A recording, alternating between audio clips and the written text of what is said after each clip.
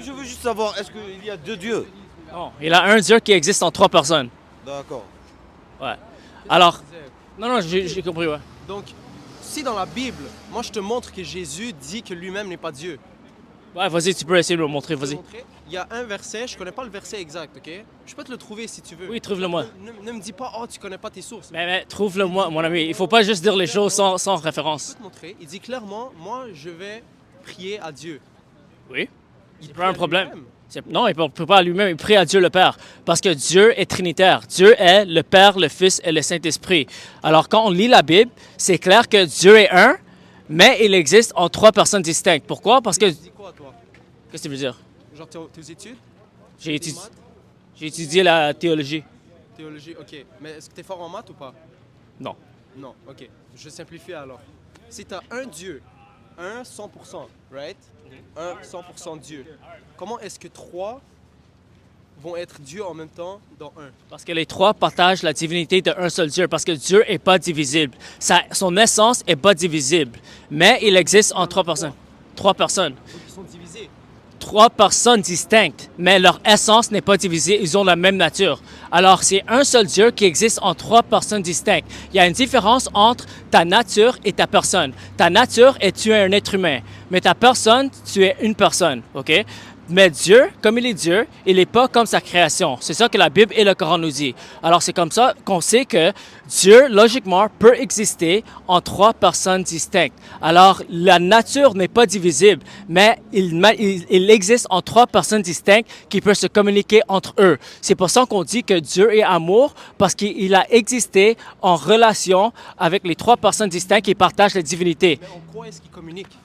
Il communique n'importe... Si, par exemple... Tout. Pourquoi moi je communiquerais avec quelqu'un si nous deux on sait tout? De quoi on va parler? De la météo? De ci, de ça? Regarde. Moi je sais tout, toi tu sais tout, lui il sait tout. Pourquoi on discute?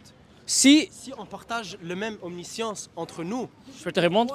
pourquoi est-ce qu'on communiquerait ensemble? Alors, si par exemple, toi, tu es marié, OK? Tu sais que ta femme, elle sait que tu l'aimes. Mais pourquoi tu vas quand même. On va savoir ça. Bien sûr, elle va savoir, mon ami. Sinon, tu seras pas marié, mon ami. Alors maintenant, tu es en train de sortir du logique. Tu vas pas marier quelqu'un. Tu vas pas marier. Est-ce que tu aimes ta femme? Est-ce que tu es marié d'abord? C'est une question de moi. OK, Il y a des gens oui. qui existent, qui marient des hommes mais qui ne les aiment OK, pas. on va utiliser toi. On va utiliser toi. Moi j'ai pas de femme. Pas de problème. Est-ce que tu as une maman? Ouais, Est-ce que tu aimes ta maman? ouais, Est-ce que tu dis à ta maman que tu l'aimes? ouais. Voilà. Voilà mon point. Alors, même si elle sait que tu l'aimes, tu vas quand même le dire. Pourquoi? Parce que tu l'aimes et tu veux manifester ton amour. Alors, c'est pas un problème que les trois personnes distinctes peuvent communiquer entre eux, même s'ils sont omniscients.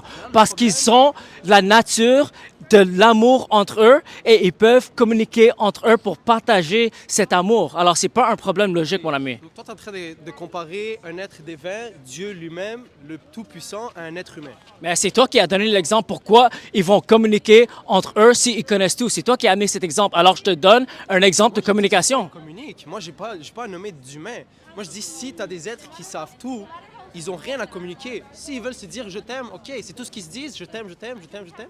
Ouais, c'est juste un exemple. Alors même, c'est juste pour dire que même s'ils ont la connaissance, ça ne veut pas dire qu'ils ne peuvent pas se communiquer entre eux. C'est pas illogique de communiquer entre eux.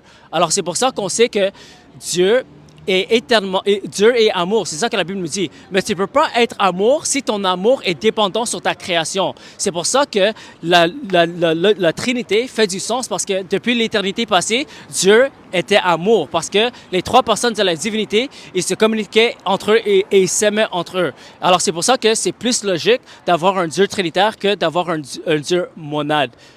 Et on sait aussi que ça n'a pas été inventé par les hommes. Pourquoi? Parce que les hommes, quand ils inventent quelque chose, ils veulent que les choses soient tellement simples. Et c'est pour ça que on sait que parce que c'est Dieu, sa nature est pas facile à comprendre. Ça, c'est quelque chose que tout le monde est d'accord. Dieu est tellement au-delà de nos pensées que si c'est facile à expliquer la nature de Dieu, ça veut dire que ce concept de Dieu n'est pas réellement Dieu, ça a été inventé par les hommes. Alors c'est pour ça que moi je crois que le concept de Dieu que les musulmans partagent, ça a été inventé parce qu'ils essaient de le simplifier au point où tout le monde peut comprendre Dieu. Mais le problème c'est que personne ne peut comprendre Dieu. Et c'est pour ça que je crois que le Dieu de la Bible est le Dieu réel.